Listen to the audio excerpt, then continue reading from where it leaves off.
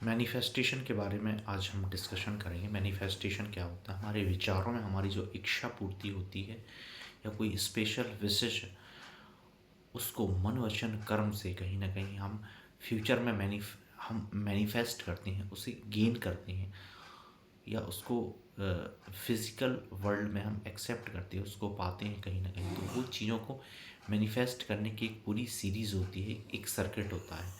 तो कैसे हम चीज़ों को मैनिफेस्ट करके उनका गेन करते हैं, तो इसका डिस्कशन हम कुंडली में डिकोड करेंगे, उनको चेकआउट करेंगे। तो इसका आज ये डिस्कशन होगा मैनिफेस्टेशन का पता हम कुंडली में कैसे करेंगे।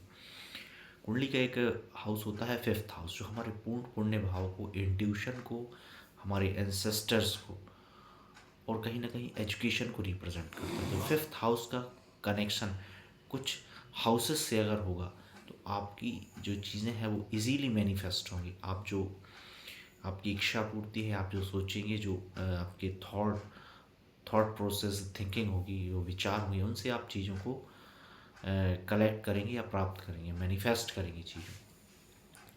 तो फिफ्थ हाउस का कनेक्शन जब सेकंड हाउस से होते हैं, क्योंकि सेकंड हाउस हमारी वाणी है, आपकी वाणी में वाक सिद्धि भी होगी फिफ्थ और सेकंड के कनेक्शन से। अब कनेक्शंस को का पहले हम थोड़ा सा एक इंट्रोडक्शन करेंगे। Connection in the sense of, जब फिफ्थ और सेकंड हाउस या अदर हाउसेस की जब हम चर्चा करेंगे, तो फिफ्थ हाउस के लॉर्ड जब सेकंड में जाएंगे और सेकंड के हाउस के जो लॉर्ड होंगे, स्वामी होंगे, वो फिफ्थ में आएंगे, या नक्षत्र बेस एक्सचेंज होगा, आस्पेक्ट से चीज़ें क्लियर होंगी। तो फिफ्थ का कनेक्शन जब सेकंड से होगा और फिफ्थ का कनेक्शन 11 से, इच्छा पूर्ति के लाभ के भाव से जब चीज़ें जुड़ेंगी, तब भी चीज़ें इजीली मैनिफेस्ट होंगी। इसके बाद डिस्कशन होगा फिफ्थ टू नाइन्थ का, जब फिफ्थ का कनेक्शन नाइन्थ हाउस से होता है, क्योंकि नाइन्थ हाउस हमारे गुड लक को, हमारे फादर को रिप्रेजेंट करता है। तो पंचम नवम का कॉन्सेप्ट यहाँ पे रिपीट होगा। ट्राइन कहीं ना कहीं सर्किट, हाफ सर्किट कंप्लीट करेगा। और बात आती है लास्ट हाउसेस की, वह है हमारे लग्न की। लग्नेश अगर फिफ्थ में शिफ्ट है, मतलब फिफ्थ टू फर्स्ट हाउस का कनेक्शन बनता है, क्योंकि आपका फर्स्ट हाउस आपको रिप्रेजेंट करता है। आपका व्यक्तित्व तो पर्सनालिटी जब आपके पूर्व पुण्य भाव से फिफ्थ हाउस से कनेक्ट होगी, तो आप चीज़ें इजीली मैनिफेस्ट कर पाएंगे, इजी टू इजी वे में। क्योंकि फिफ्थ हाउस हमारे पूर्व पुण्य भाव को, ऋणानुबंधन को, इंट्यूशन को, सिक्स्थ सेंस को और हमारी एक स्पेसिफिक समझ होती है। फ्यूचर में कोई घटना घटने वाली, उसका पहले से हम आभास या फीलिंग कहीं ना कहीं हमें होती है। कुछ फ्यूचर में होने वाली घटनाओं का प्रेजेंट टाइम में हम कैलकुलेट कर पाते हैं। अब उसको आप चाहे सिक्स सेंस बोलें या कैलकुलेटिव वे में डिस्कस करें या फिर एजुकेशन को वो करें, और एक अलग ही एक विद्या जिसे हम बोलेंगे, ये एक अलग ही क्वालिटी होती है जो हम बाय बर्थ लेकर आते हैं फिफ्थ हाउस से।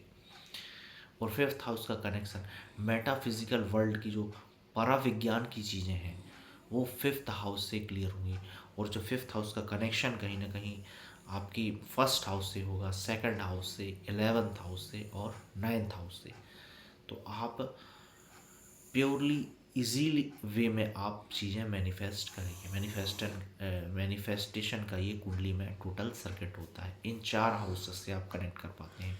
सेकंड हाउस जो कि वाणी को रिप्रेजेंट करता है, फर्स्ट हाउस आपकी पर्सनालिटी को, विचारों को, थॉट प्रोसेस को। उसके बाद बात आती है 11th हाउस, जो लाभ का भाव है, गेन करते हैं हम उस हाउस से। उसका कनेक्शन इच्छा पूर्ति के भाव है, आपकी विशेष का।